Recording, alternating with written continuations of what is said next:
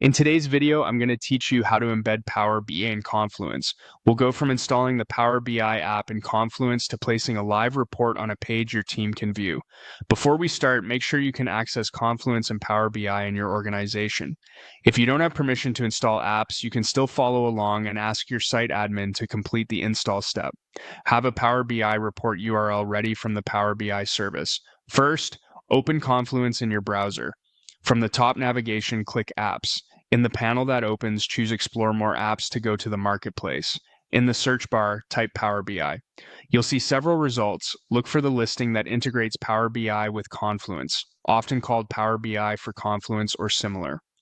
Open that listing, review the details if you like, and select Install if it isn't already added to your site. Installation may take a few moments. If you don't see the install button, it likely means the app is already available or you need admin approval. That's totally fine. Once the app is installed on your site, you can embed reports on any page you can edit. Next, navigate to the space or page where you want the report.